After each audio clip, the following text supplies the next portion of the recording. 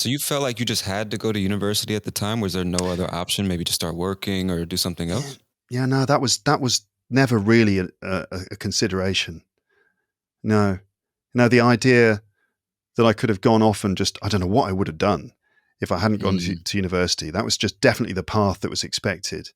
And if I'd had, I don't know, if I'd been an entrepreneur at 16 or something, or at mhm. 18, if I'd, been a business person and it was obvious that I was just like waiting to just get out into the market and start, doing deals and making money, then sure. But that was not the case at all. I mean, I was still a Mm. kid, really, you know. Yeah, yeah, 16. I imagine that's the reason most kids go to university. That's why I went to university. It's almost just like, well, what if I don't do this? What am I gonna do? So I went to school just thinking at least I'll have 4 more years to figure out what I want to do because I knew I didn't want to go to school. I just didn't see any reason to be there. I wasn't interested in any of the degrees they were offering, and I was just like, man, I want to do something creative and I don't want to put on a suit and tie and go punch a clock every day. So that was Yeah. really the only reason I went to school because my parents went to school and I think maybe at like 16 or 17, they start asking, so where you going to go? What you thinking about? I'm like, I don't fucking know, man. I don't even want to go to school, but you just kind of do it because you feel like you have to, you know what I Yeah. mean? So Yeah, that's right. What did you yeah, do in the end? I did 2 years at like a community college in San Diego. I thought I was going to study business administration, which is like in the US, that's translating. I would say that's just like, I'm just going to study the most basic thing to get a degree and then figure it out from there. Everybody who doesn't know what they want to do, I'm studying business administration just because guess it sounds good. I don't know. Yeah. But yeah, I did 2 years there. And then at some point, I was just going to school every day, just working a part time job. And I realized, like, man, I'm not enjoying any of this shit. I just feel like I'm wasting my time in my life. And like kind of like you said, it was a little bit later for me, but I started learning Spanish, and that's when the world really started to open up for me. And I realized there's a whole planet out there, and people are doing all types of stuff. And when I learned this new language, there are hundreds of millions of people I can talk to now. So you're exchanging different kinds of ideas, learning more about different cultures. And I was like, man, I don't know what I want to do, but I'm going to travel for a little bit. I'm just going to save up as much money as I can and just go somewhere and see what happens. So at 20 years old, I dropped out and went to Mexico for like 6 weeks. And I was like, yeah, this was the right decision. I was just wasting my time in school. Even today, I look back and I'm like, I should have never went to college. I guess it was good because I didn't know what I wanted to do either at 18 years old. But those 2 years, man, were just like a waste of time. They It's really hard were. though, isn't it, at that Yeah. age? Because there is a lot of pressure Yeah. because you're going to think what I do now is going to be so important for me later on. And if I just follow my some whimsical idea of like I'm just going to go to Mexico and just kind of travel around and meet Yeah. people and learn Spanish and stuff, that's what you want to do. That's what your heart's telling you to do, but your mind's kind of going, you can't do that. That's no way to build your future. You know what you can. Right.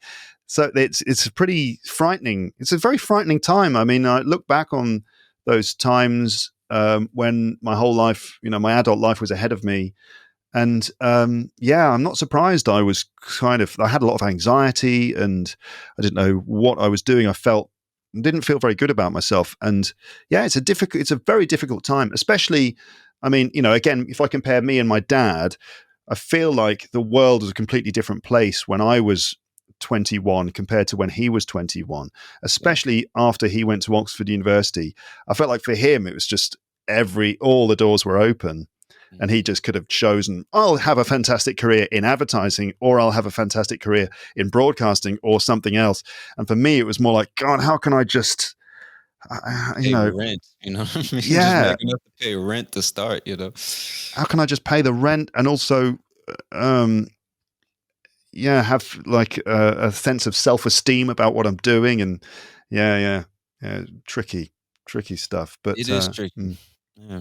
I think, mm, what I didn't realize at 18, 19, or 20 years old was like, you're still a baby at this age, man. You have your whole life ahead of you. And yeah, of course, it's important to lay a foundation to start investing and things like that if you want to grow over time. But you have so much more time than you think you do to kind of just experiment, try different things, and figure it out.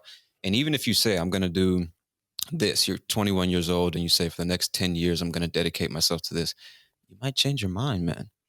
It might be 3 or 4 years in, you're like, I don't even like this shit. And you make a completely, you go in a completely different direction. You're doing something you never imagined even possible. So I would say to a lot of young people, whenever I get a chance to talk to them, I'm like, man, just take some pressure off yourself and just give yourself the freedom to just experiment, talk to different people, like learn about different professions, see what's possible first. Because the more you know about what's actually possible, the more you believe you could maybe end up doing something that you actually enjoy doing instead of just the default options that everybody says are available to you. I think that's something that I really wish I would have known around 18 or 20, because I probably would have taken a lot more risks knowing that I still have time to recover and that you never truly know what you're doing. We're all making this shit up as we go along to a certain extent, right? Yeah.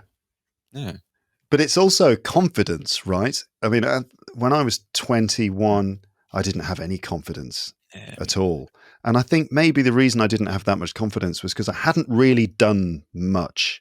You know, Mm, you gain confidence by pushing your own boundaries and by failing and trying again and having experiences and succeeding in certain things. Like yeah. those moments of success that you have really give you a boost, and they really empower you, you know. And so when I was 21, I hadn't done anything. I'd just done what I was expected to do. I felt Hmm. probably a bit of guilt, sort of middle class English guilt as well, Hmm. in the sense that like my parents would help me out with money. You know, they sort of paid my rent at university and stuff like that. Not that it was very expensive rent because I lived in a very poor part of Liverpool. Hmm. Um, but still, I was getting support from my parents. You know, I lived at my parents' house again after I'd been to university. I came back and lived with them. So, you know, I was getting all this kind of help, but it sort of didn't help my confidence because I just felt ashamed of myself, really.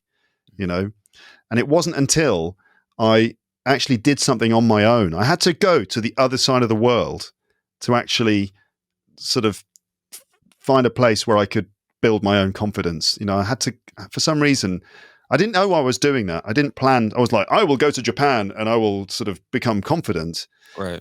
It was more just like, all right, you know, I'm going to try this. I'm just going to go to this place and have some work experience and life experience. And I didn't really realize what would happen, but as a result of doing what was actually quite a scary thing, I and working every day, working in a job that I felt was intellectually stimulating Mm, and could get some results, and having some success in that, that just gave me a lot of confidence and social confidence as well. Because being a teacher, it's all about communication and about absolutely. using your own communication skills.